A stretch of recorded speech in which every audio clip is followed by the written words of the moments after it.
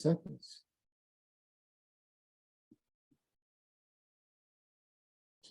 Well, hello, everybody. Welcome to Virtual Thursdays Dire Literary Series. And today my guest is the wonderful and talented Hannah Sward. And let me tell you a little bit, or let her website tell you a little bit about her. Hannah Sward holds a BA in creative writing from Antioch. Her work has appeared in numerous literary journals such as Arts and Letters, Yemassee from the University of South Carolina, Halcoyne from Black Mountain Press, Red Wheelbarrow, Gulch Review, Other Voices, Anthology of the Mad Ones, etc., etc., etc. Word Riot, we talked about that when we met. I'm a big fan of Word Riot. She's a regular contributor at Erotic Review since 2015 and was editor and columnist at 3rd Street Villager, Los Angeles, and a contributor to the Fix and Your Tango. Hannah is on the board of Right to Write Press, a nonprofit that supports emerging writers who are incarcerated. She lives in Los Angeles, where she is working on her next book. So let us move on, and I'll turn it over to Hannah for a little bit. Hi, everyone. Very grateful to be here. Thank you, Timothy, for having me. I remember attending this for the first time to hear Nick Flynn read during the pandemic. And that was when I was still working on my book. And that was my hope that one day I would be invited on, not really thinking I would. And here I am. So as I shared in my Instagram post or whatever, social media, it's a testament to, persevering and hopefully gives hope to people who are still hoping and working on their novels to get out there in the world. So Timothy, I'll read a short section first. Yeah, okay. Sounds great. Okay. All right, most of you probably already know my book. It's Strip, a memoir, came out about 5 months ago. And I'm just gonna read, I'll read the second chapter. It's about a page and a half, so you can brace yourselves for the length. And it's called Oysters, Blackberries, and Dad's Typewriting, 1975 Spring, Lasqueti Island. Dad and me are living on a houseboat near Victoria, Lasqueti Island. I eat oysters, pick blackberries, and brush my teeth with baking soda. Dad forgot toothpaste. There are no stores, cars, or other people except my friend Isabel, whose parents sail her over on their boat. We roll a log from the shore into the water, hold on and kick our feet. We are naked. On the log we kick, wave our arms, staying steady, even when the water gets wavy. Some days I climb the big rocks while Dad writes. If I can't hear the click click of the typewriter, I know I've gone too far. There are foxes and maybe bears in the forest. I don't go into the forest alone, only with Dad. When he comes with me into the forest, he takes my hand into his. I feel so safe. I want to walk with him forever into the forest of sounds and for him to never let go of my hand. Those are my favorite days. We eat oatmeal, and when Dad rolls up his pants and walks into the water, he catches slimy, pretty oysters and crabs to eat. He lays them on the sand, goes back for more. Sometimes the oysters give us pearls, and I set them on the windowsill. We squeeze lemons for lemonade, pick blackberries in the bushes, come back with purple stained fingers. Dad is on the shore, cross-legged, with his black journal on his lap, pen in hand. I sit on the edge of the dock, feet in the water, and I have my own journal on my lap. I write in mine every day, just like he does. His eyes are fixed on the clear, gray, blue water, shades of darkness, ripples, then smooth, ripples again. I like night on the houseboat. I lay on the dock, so many stars, the sky gets all glittered up like it's going out dancing. Thank you so much. And It's quite a book that you wrote. Congratulations on the book, by the way. It was so successful and it appeared on many lists and received honors, and you've made many appearances. So what was your favorite honor or appearance in the past year? Oh, that's so hard. Well, thank you for that, especially coming from you, because it doesn't really feel like that as I sit here in my lonely apartment. I mean, I don't say that to have you guys feel sorry for me. However, I just mean that as the acknowledgement. And, you know, I think the biggest one is with an organization called Voices and Faces Project, which is in Chicago. I did a panel with a woman who founded that organization, Anne Ream. And she was the moderator, and it was on, surprisingly, it was on C-SPAN, I think a couple weeks ago. And that was a surprise to me. I didn't realize that. That conversation and her intelligence and her questions, that was an honor to get to be interviewed by her. And she was such a great moderator. So I will be the author of this year speaking on their on the World Without Exploitation panel. So I would think that's my favorite one, because she was I admire her so much, but there's many others.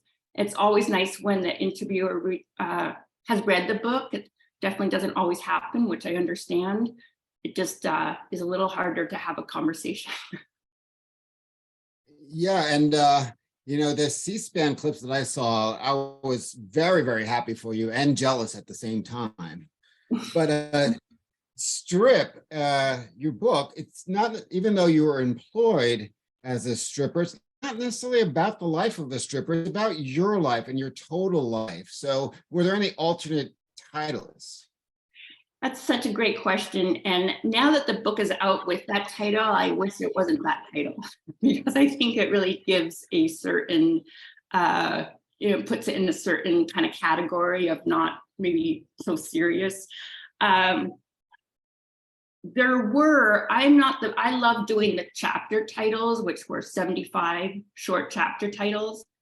The title of a book, I found that really hard. And there were, and I'm blanking on them right now. One of them was Angel Down, but that's really for another book I wrote. It's not appropriate for this. Plus, my dad really didn't like it. He preferred Strip, oddly. So, yeah, there were, but I'm blanking right now what they were. So they didn't stick. Okay, so Barbara asks, no, the chat just, I'm going to read the chat. Robert asks, the second chapter of Child is Safe, were you using that to set up later in your memoir, The Loss of Innocence, or danger, the metaphor of danger in the forest? Oh, I didn't think of that, but I'd like to say I did, because that makes me sound really smart then. I set it up that way. No, I didn't. I didn't think of it in that way, maybe on an unconscious level. However, I like that insight. Well, after I finished reading your book, I thought of The Next Better Place, Michael Keith, This Boy's Life, Tobias Wolff, and even Aaron Carr's book and Nick Flynn's book. All these people had such challenges, and they came through, and they succeeded in academia and writing. So which memoirs influenced you and influenced the writing of your book?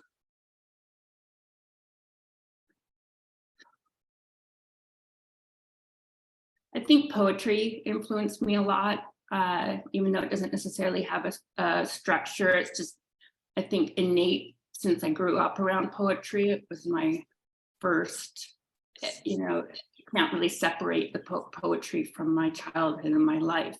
So I'd say poetry, and the way if I use an example of one of my favorite poets right now is Ellen Bass. Aside from my father, and there's bits and pieces of poetry that really speak to me as memoir. I think in terms of giving me permission to write the way I want to write, because sometimes I'll sit down thinking it needs to be a certain way. And I'm hesitant to say that it is him because well, anyway, it doesn't matter. Bukowski really influenced me in terms of giving me permission to write the way I want to write. Whether or not I like his work is another thing. I do like his work, so I don't know why I'm trying to put him down. Well, that's a great answer, because I think every writer, whether they want to admit it or not, will read something and be like, hey, I can do this. Yeah, just to kind of it's just like, oh, I can just talk the way I talk and cut out all the rest. I don't have to, and I can start anywhere. I don't have to say how I got across the room. I think another book that really influenced me is May Sarton's Journal of a Solitude. I read that long time ago, when I was 17 or 18, and it's just stayed with me. It's just and I'm not even a gardener, but a lot of it's about gardening from what I remember. I hate gardening. I love the book.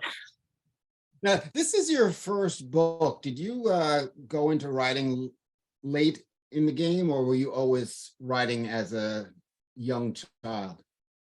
I was always writing, but I certainly didn't take it seriously until later. I didn't want to be a writer. In the book, I speak to the constant revisions, the no money. That just didn't interest me. And especially, it just sounded so daunting to sit at the typewriter computer and look at that blank page in all of that space. I didn't want any part of it. So yes, I did come to it later. I did come to it later, but I was writing and publishing in my 20s. And actually, I remember just recently that I was publishing a little bit during my addiction.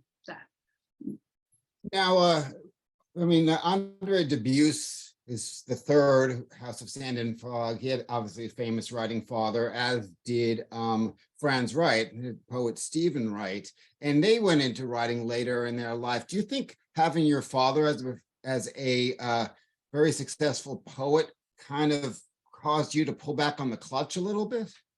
Oh, absolutely. I just absolutely. And even when I was writing, I was really haunted by how prolific he was.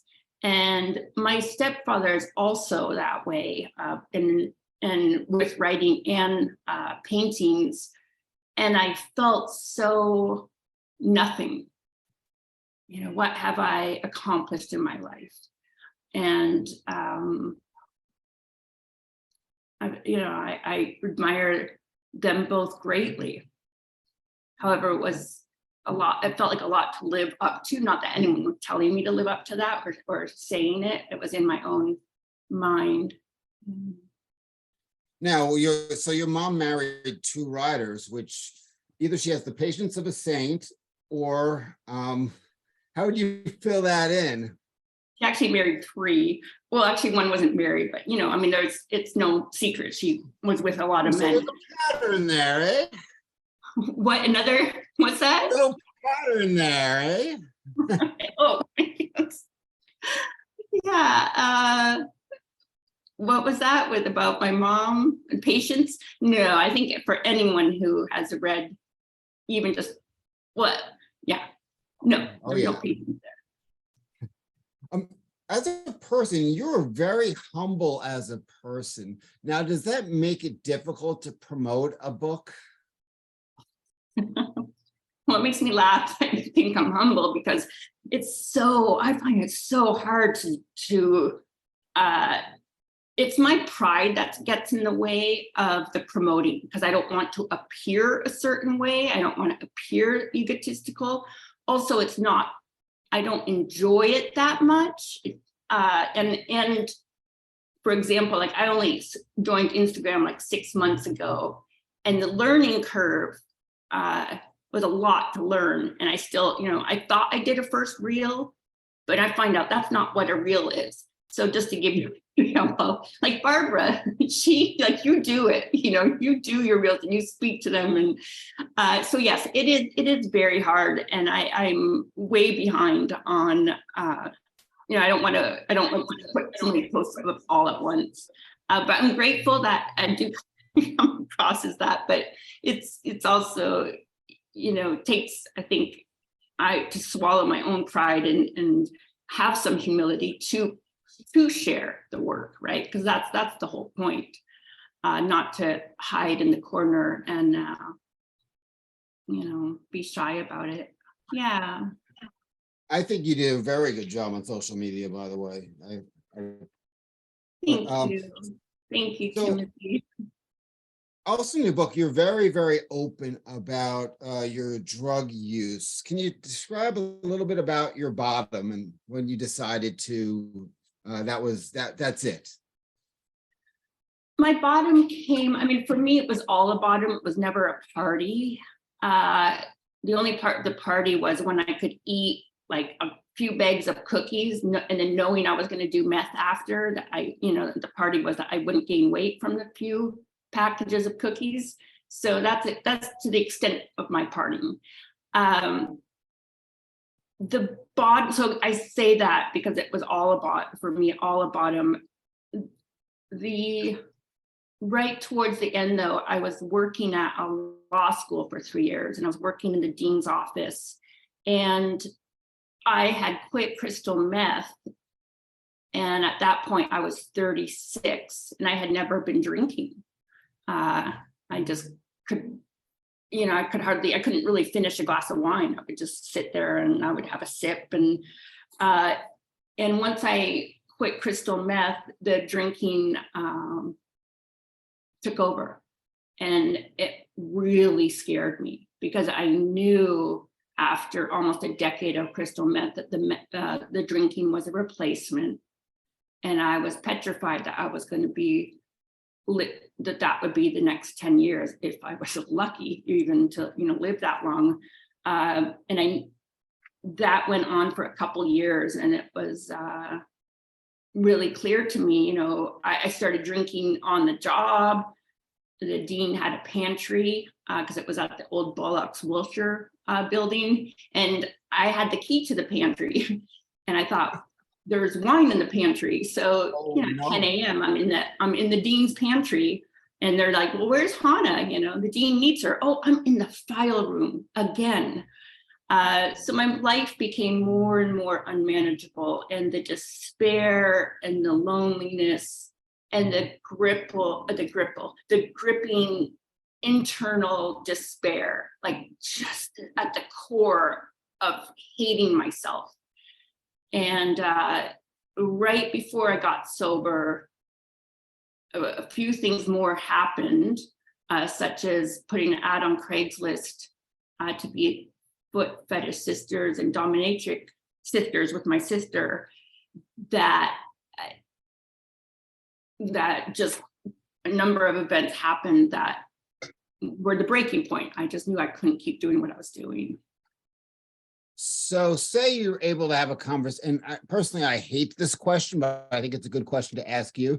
Say you had a conversation with your 15-year-old self. What would you tell her? I just became a radio DJ. Whoa, hold on, what would you tell your 15-year-old self? My 15, okay. Well, go ahead. 15, yeah. I think 15 is a good age, but choose any age you'd like. Well, oh my God, I would reassure her that it's going to be okay, because it never felt like it was going to be okay. And some days it still doesn't, some days there's moments where it still doesn't feel like it's going to be okay. Those moments are fewer and far between. And then I have a whole support system, a community, tools to shift that and to lean on. And I would say that there is going to be a day. A day will come when you will love yourself. And that sounds corny, but it's so true. Not at all. It is so true, because for me, that's been the hardest one of the hardest things. And one of the greatest gifts of my life, because only then, only when I am coming from that place am I able to really give, am I able to step outside myself, right? And I'm not in that self-centered fear and self-obsession of self-hatred. And obviously it chokes me up because I'm getting tears in my eyes. I would say that, and yeah. So in your story and in your book, there's a lot of breakup and separations. The breakup or separation from your dad and separation from your mom, and you even made a pact with your sister that, like, you know, we're always going to have each other. And then this isn't a blame thing. She broke the pact. So I guess getting down to the question is it important to forgive and move on if you felt resentments toward any of that? Is it important? Absolutely, it's important. And I don't think it's a one done deal. I think there's levels of it. I mean, my mom's coming next week, and I see Louis' head raised. I know my good friend here. He hasn't. Is he going to meet your mom?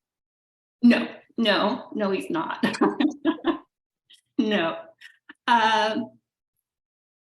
Yeah, I do. Forgiveness is really important, and it's been a process. And